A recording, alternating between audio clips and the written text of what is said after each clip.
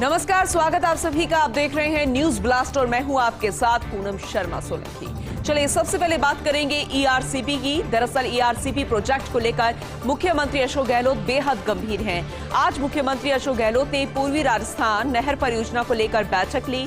ERCP project को लेकर अधिकारियों के साथ सीएम ने बैठक की और कहा कि केंद्र द्वारा इस परियोजना को लेकर लगाए जा रहे तकनीकी आक्षेप जटिल भौगोलिक परिस्थितियों वाले राजस्थान राज्य के लिए प्रायोगिक नहीं है। जल अभाव से प्रभावित राजस्थान की योजना की दूसरे राज्यों से तुलना करना पूरी तरह से गलत है। परियोजना की डीपीआर पूर्ववर्ती भाजपा सरकार के समय में बनी थी।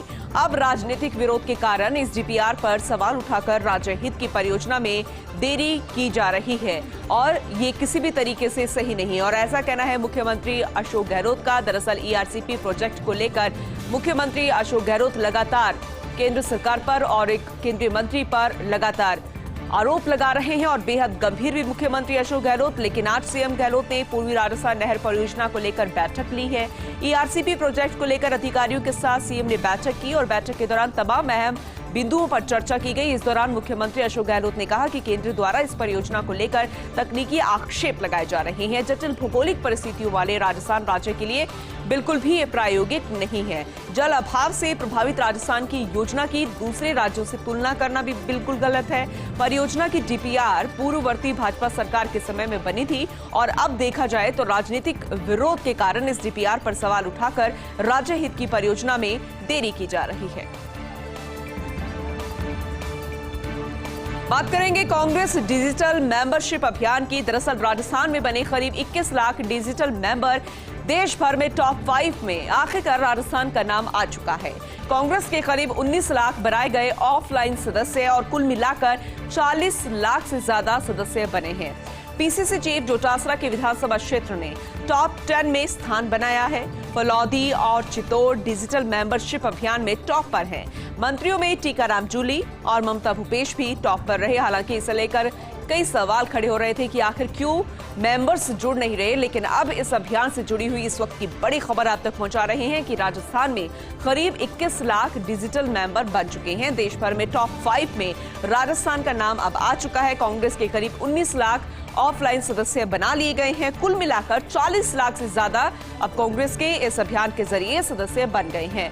पीसीसी चीफ डोटासरा के विधानसभा क्षेत्र ने टॉप 10 में स्थान बनाया है, ये भी महत्वपूर्ण है। लेकिन सबसे ज्यादा टॉप पर कौन रहा, कौन ऊपर रहा, वो है फलौदी और चित्तौड़ डिजिटल मेंबरशिप अभियान में टॉप रहे। और मंत्रियों की बात करें तो इनमें टीकाराम जूली और ममता भूपेश सबसे आगे यानी कि सबसे टॉप पर रहे। पाली शहर में पेयजल आपूर्ति के लिए जोधपुर से वाटर ट्रेन चलाई गई है। ये इस वक्त की बड़ी खबर। मानसून में जवाई बांध में जल आवक तक अब वाटर ट्रेन का निर्बाध संचालन किया जाएगा। राज्य सरकार प्रतिदिन रेलवे को 16 लाख रुपए की राशि दे रही है। ट्रेन 50-50 हजार लीटर क्षमता की 40 टैंकर्स को पाली लेकर पाली पहुंची। 20 लाख लीटर पानी के साथ जोधपुर से रवाना होकर पाली पहुंची है। वाटर ट्रेन द्वारा प्रतिदिन 4 फेरे किए जाएंगे और जोधपुर से पाली को रोजाना 80 लाख लीटर की जलापूर्ति अब की जा सकेगी। सरकार ने प्रदेश में रोड टैंकर से जल परिवहन के लिए स्वीकृति दे दी है। राज्य सरकार ने 11,580 लाख रुपए की स्वीकृति दी है। राज्य सरकार द्वारा रेलवे को किया गया ये अग्रिम भुगतान है। लेकिन कुछ भी हो, अब बेहद फायदा होने वाला है क्योंकि लंबे समय से इसे लेकर मांग चल रही थी। जैसे जैसे गर्मियां बढ़ रही थी, पानी की समस्या भी उतनी ज्यादा बढ़ रही थी, लेकिन अब राहत मिलती हुई नजर आ रही है। पाली शहर में पेयजल आपूर्ति के लिए जोधपुर से वाटर ट्रेन चली है। मानसून में जवाई बांध में जलावक तक वाटर ट्रेन का निर्बाध संचालन किया जा सकेगा। राज्य सरकार हर रोज रेलवे को 16 लाख रुपए की राशि दे रही है। ट्रेन 50-50 हजार लीटर क्षमता के 40 टैंकर्स को पाली लेकर पहुंचेगी और ये 4 फेरे होंगे।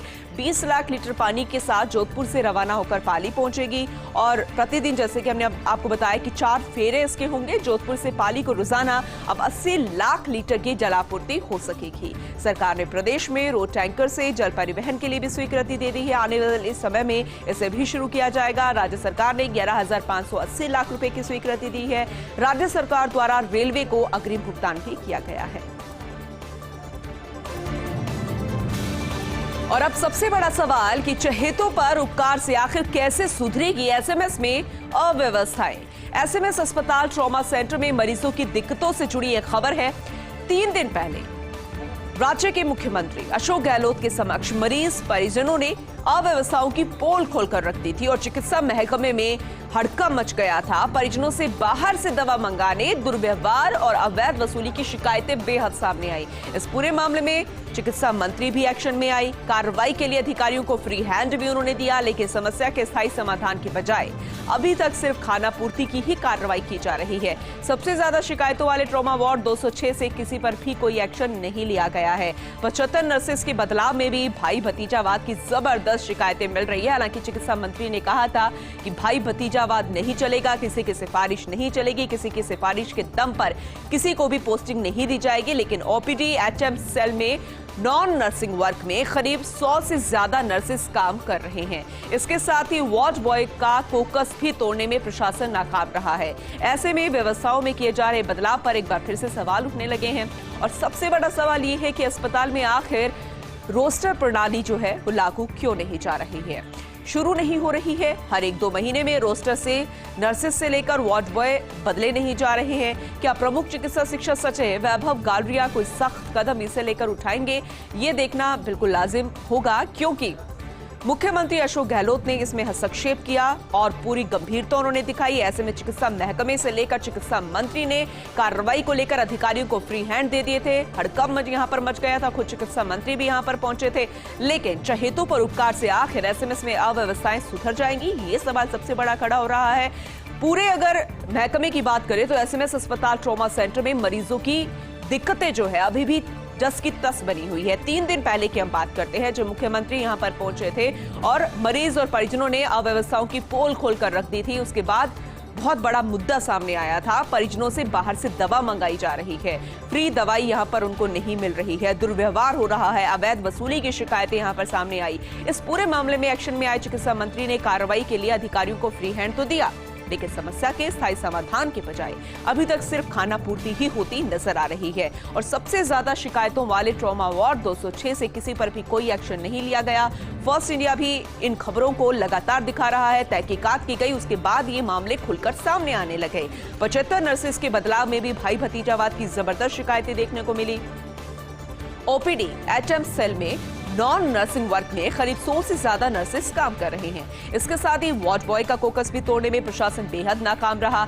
सवाल खड़ा हो रहा है कि क्या भाई भतीजावाद जो है बहुत ज्यादा हावी हो गया है। ऐसे में व्यवस्थाओं में फिर से बदलाव पर उठ रहे हैं सवाल। सबसे बड़ा सवाल तो यही है कि अस्पताल में रोस्टर प्रणाली आखिर क्यों लागू नहीं की जा रही है। हर 1-2 महीने में रोस्टर से नर्सेस से लेकर वॉच बॉय बदले नहीं जा रहे हैं। क्या प्रमुख चिकित्सा शिक्षा सचिव वैभव गालरिया अब इसे लेकर कोई सख्त कदम उठाएंगे?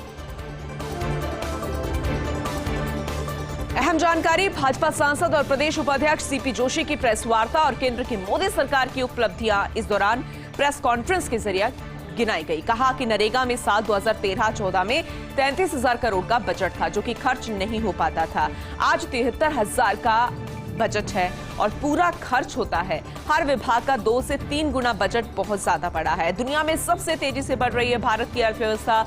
योजना सरकार की, लेकिन राज्य सरकार और उसके नेता अपनी फोटो लगाकर खुद को यहां पर प्रचारित करते हैं। प्रशासन को लेकर अब सवाल खड़े हो रहे हैं, क्योंकि ये योजना तो केंद्र सरकार की है। लेकिन भाजपा सांसद और प्रदेश उपाध्यक्ष सीपी जोशी की प्रेस वार्ता हुई, केंद्र की मोदी सरकार की उपलब्धियां गिनाई। उनको लगा कि अब गिनानी चाहिए, क्योंकि यहाँ पर राज्य के जो मंत्री है वो वाही लूट रहे हैं, लेकिन असल में ये केंद्र सरकार की यानी कि मोदी सरकार की योजनाएं हैं। और ये भी उन्होंने कहा कि नरेगा में साल 2013-14 में 33,000 करोड़ रुपए का बजट था, जो खर्च नहीं हो पाता था, लेकिन आज 73,000 का बजट है और पूरा खर्च हो जाता है। हर विभाग का 2 से 3 गुना बजट बढ़ा है। दुनिया में सबसे तेजी से बढ़ रही भारत की अर्थव्यवस्था, योजना भारत सरकार की, लेकिन राज्य सरकार और उनके नेता अपनी फोटो लगाकर खुद को प्रचारित करते हैं, वाहवाही लूटते यहाँ पर नजर आ जाते हैं। चलिए अब जानिए राजकाज की बातें। जी हां, आखिर क्यों बदल गया श्रेया गुहा के प्रति सरकार का नजरिया, ये सवाल खड़ा हो रहा है। पिछले 3 सालों से ये अफसर चहेती बनी हुई थी सरकार की। 2 बार पर्यटन और 2 बार वन एवं पर्यावरण की कमान भी उनको सौंपी गई। किसी अन्य अफसर को यह दुर्लभ चांस मिला नहीं है अभी तक। वन में तो मंत्री सुखराम बिश्नोई भी नहीं हटा पाए थे आला अफसर, राजीव स्वरूप से हो गया था सीधा टकराव। तभी श्रेया गुहा की ही सरकार ने बात मानी थी। लेकिन ताजा लिस्ट की बात की जाए तो श्रेया को हाशिए पर लाकर खड़ा कर दिया गया है। वन और महिला एवं बाल विकास छीन लिया गया है। केवल सहकारिता में प्रमुख सचिव होता है पावरलेस। ऐसे में कई सवाल खड़े हो रहे हैं कि आखिर क्या गलती उनसे हो गई है, आखिर क्या वजह रही है। ये राजकाज की बातें आपसे हम इसका जिक्र कर रहे हैं और सवाल क्योंकि लगातार खड़ा हो रहा है, आखिर क्यों बदल गया श्रेया गुहा के प्रति सरकार का नजरिया, आखिर इसके पीछे क्या वजह है। क्योंकि अगर हम डिटेल में बात करें तो 3 सालों से तो ये अफसर जो है श्रेया गुहा सरकार की चहेती बनी हुई थी। 2 बार पर्यटन और 2 बार वन एवं पर्यावरण की उन्हें कमान सौंपी गई और बेहतर तरीके से, बहुत अच्छे तरीके से उन्होंने इस कमान को संभाला, बहुत अच्छे तरीके से उन्होंने अपना काम करके दिखाया। किसी अन्य अफसर को यह दुर्लभ चांस मिला ही नहीं और उनको ये चांस मिला 1 बार नहीं 2 बार। वन में तो मंत्री सुखराम बिश्नोई भी नहीं हटा पाए थे आला अफसर, राजीव स्वरूप से हो गया था उनका सीधा टकराव। और तब भी जब श्रेया गुहा से डिस्कस की गई, सरकार की तरफ से बातचीत हुई, तो श्रेया गुहा की ही बात सरकार ने मानी थी। लेकिन जब ये ताजा लिस्ट सामने निकल कर आई है तो श्रेया को हाशिए पर लाकर खड़ा कर दिया गया है। वन और महिला एवं बाल विकास उनसे छीन लिया गया है और अब उनके पास सिर्फ सहकारिता में प्रमुख सचिव पावरलेस होता है और ये इस वक्त सबसे बड़ा सवाल। राजकाज की बातों में भानु प्रकाश एटूर कर दिए गए हैं बिल्कुल हल्के। जी हां, इनका नाम भी सामने आया है।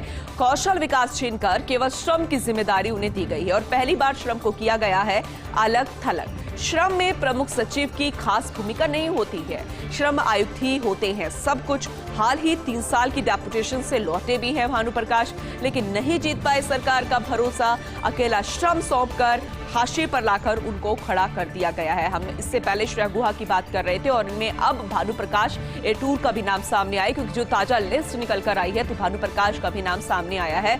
और अब ये भी अपनी पोजीशन के हिसाब से, यानी कि अब इनको जो भार सौंपा गया उसमें बिल्कुल हल्के ही हो गए हैं। कौशल विकास उनसे छीन लिया गया है, सिर्फ श्रम की जिम्मेदारी उन्हें सौंपी गई है और पहली बार श्रम को अलग थलग भी यहां पर कर दिया गया है, क्योंकि श्रम में प्रमुख सचिव की कोई खास भूमिका तो होती नहीं है, श्रम आयुक्त ही सब कुछ होते हैं। और हाल ही में 3 साल की डेपुटेशन से लौटे हैं भानु प्रकाश, लेकिन सरकार का भरोसा जीत नहीं पाए और इसलिए उनको ये जिम्मेदारी सौंपी गई और अकेला श्रम सौंपकर उन्हें हाशिए पर लाकर खड़ा कर दिया गया है।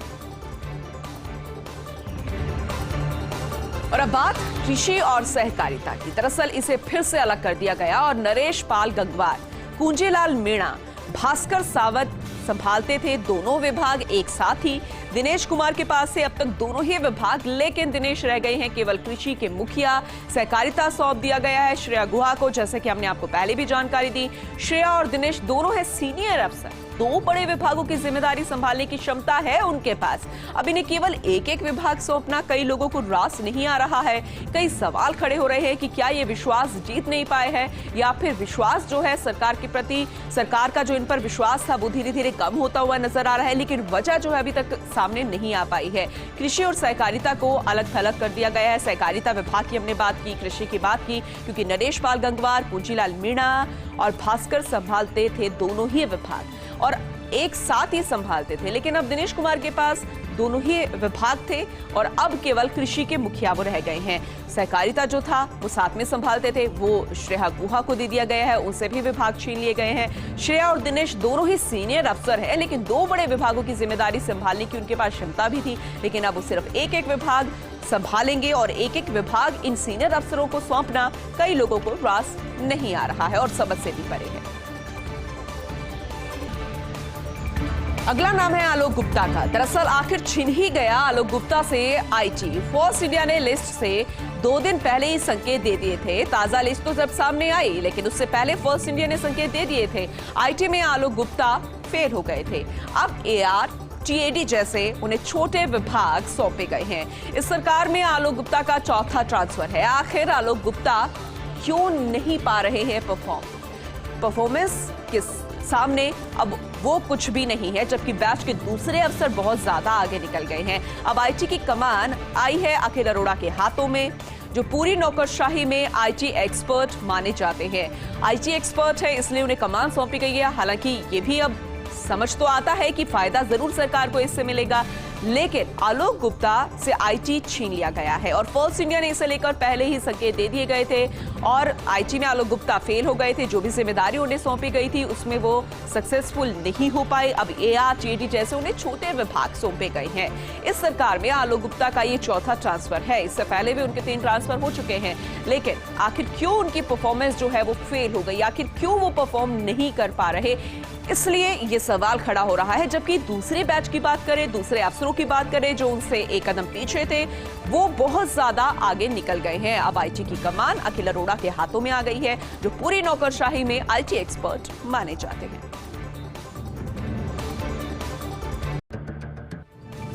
स्वागत है ब्रेक के बाद और अब बात करेंगे राज्यपाल कलराज मिश्र की, जो कि दिल्ली प्रवास पर हैं। आज रक्षा मंत्री राजनाथ सिंह से उनके निवास पर उन्होंने मुलाकात की। इस अवसर पर राज्य की प्रथम महिला सत्यवती मिश्र भी मौजूद रही। राज्यपाल ने रक्षा मंत्री को अपनी पुस्तक की प्रति भी भेंट की है।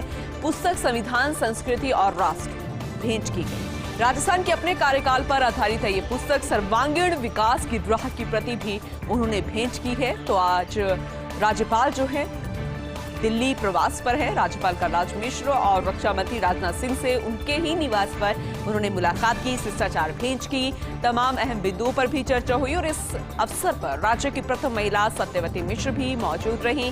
राज्यपाल ने रक्षा मंत्री को अपनी पुस्तक की प्रति भी भेंट की है। पुस्तक संविधान, संस्कृति और राष्ट्र भेंट की गई। इसके अलावा राजस्थान के अपने कार्यकाल पर आधारित पुस्तक सर्वांगीण विकास की राह की प्रति भी उन्होंने भेंट की। प्री मानसून अब मानसून में सहायक बनेगा। जी हां, देश के जिन इलाकों में प्री मानसून गतिविधियां सामान्य से कम है, वहां ज्यादा बरसेगा मानसून। ऐसे इलाकों में सूखे की आशंका बेहद कम रहेगी। प्री मानसून के आधा समय बीतने के दौरान देश में 43% कम बारिश, वहीं उत्तर पश्चिम भारत में 91%, तो मध्य भारत में 81% कम बारिश हुई है। और इसी वजह से पंजाब, राजस्थान, उत्तर प्रदेश, मध्य प्रदेश, गुजरात में मार्च में गर्मी ने बहुत ज्यादा रिकॉर्ड तोड़े हैं और ऐसे रिकॉर्ड जो है पिछले कुछ सालों में दर्ज नहीं किए गए थे।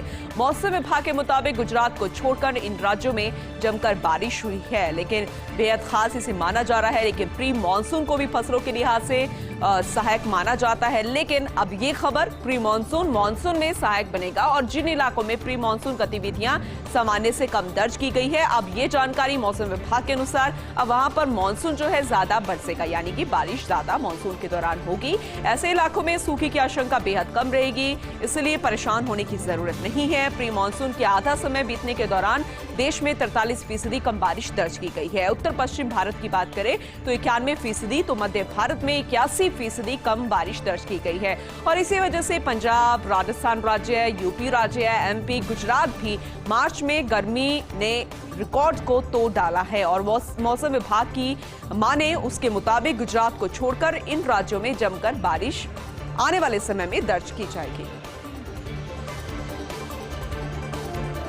बात करेंगे बदलते मौसम के मिजाज की, जो कि राजधानी जयपुर में बदलता हुआ नजर आया। आसमान में काले बादल एकाएक छा गए।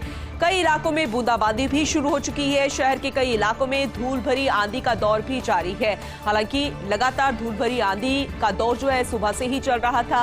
अब हल्की बूंदाबांदी से गर्मी से लोगों को थोड़ी निजात मिलती हुई नजर आएगी, क्योंकि जैसा हम आपको बता रहे थे कि मार्च में सारे रिकॉर्ड जो है गर्मी ने तोड़ डाले हैं। इससे पहले जो है मार्च में इतनी ज्यादा गर्मी नहीं पड़ी और अब वही मौसम केंद्र जयपुर ने जारी कर दिया है अलर्ट। राजधानी जयपुर, जयपुर शहर, झुंझुनू, दौसा पश्चिम, अलवर पश्चिम, सीकर पूर्व जिलों में अलर्ट जारी किया गया है। मेघ गर्जना, धूल भरी आंधी, हल्की वर्षा, आकाशीय बिजली का अलर्ट जारी किया गया है। 30 से 40 किलोमीटर प्रति घंटा स्पीड से हवाएं चलने की भी संभावना है। ऐसे में आपको एहतियात बरतनी होगी अगर आप घर से इस समय बाहर निकल रहे हैं। मौसम विभाग से आगामी 3 घंटों के लिए ये अलर्ट जारी किया गया है। ये इस वक्त की बड़ी खबर आप तक पहुंचा रहे हैं। राजधानी जयपुर में अचानक से मौसम बदला, बूंदाबांदी शुरू हो गई है। कई इलाकों में आसमान में काले बादल छा गए हैं। धूल भरी आंधी भी कई इलाकों में चली और अभी भी धूल भरी आंधी जो है वो चल रही है। हल्की बूंदाबांदी से गर्मी से लोगों को थोड़ी बहुत निजात जरूर मिलेगी और आने वाले समय में मौसम जो है उसका टेम्परेचर कम दर्ज किया जा सकता है। लेकिन अगर बारिश आने वाले समय में ज्यादा नहीं होती है तो फिर से गर्मी जो है उसकी चुभन हमें महसूस हो सकती है। लेकिन मौसम विभाग ने जयपुर में अलर्ट जारी कर दी है, जिसमें राजधानी जयपुर तो है ही, जयपुर शहर भी है, झुंझुनू है, दौसा पश्चिम है, अलवर है, सीकर पूर्व है। इन जिलों में अलर्ट जारी किया गया है कि आने वाले समय में मेघ गर्जना हो सकती है, यानी कि मौसम बदल सकता है। काले घने बादल छा सकते हैं आसमान में, धूल भरी आंधी जारी रह सकती है, हल्की वर्षा भी हो सकती है और सबसे खास बात, अलर्ट आकाशीय बिजली भी गिर सकती है और 30 से 40 किलोमीटर प्रति घंटा स्पीड से हवाएं चलने की भी संभावना है। और ऐसे में मौसम विभाग से आगामी 3 घंटों के लिए उन्होंने अलर्ट जारी किया है और आपके लिए ये चेतावनी है। और एक अच्छी खबर, सौर ऊर्जा के क्षेत्र में फिर से पहले पायदान पर राजस्थान राज्य है। मार्च महीने में 1877 मेगावाट अतिरिक्त सोलर उत्पादन हुआ है। इसके साथ ही राजस्थान में 17,040.62 मेगावाट नवीनकरणीय ऊर्जा विकसित हुई है।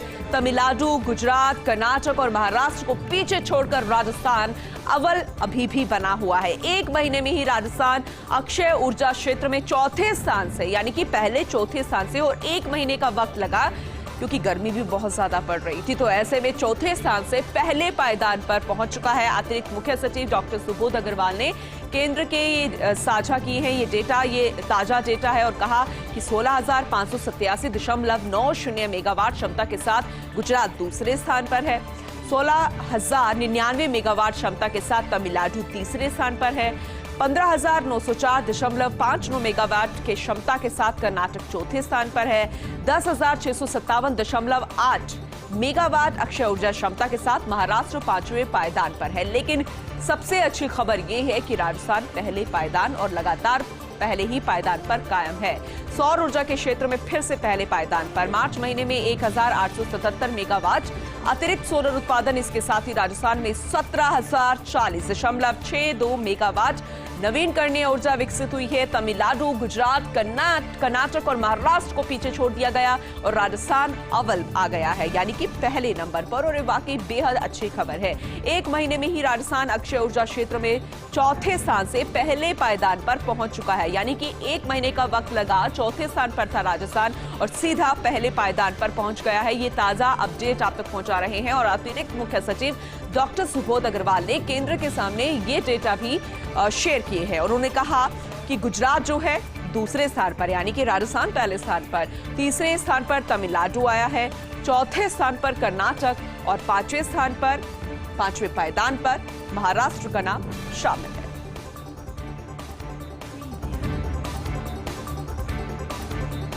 और इसी के साथ इस बुलेटिन में अभी के लिए बस इतना ही, लेकिन खबरें लगातार जारी है। बने रहिए हमारे साथ और देखते रहिए फर्स्ट इंडिया।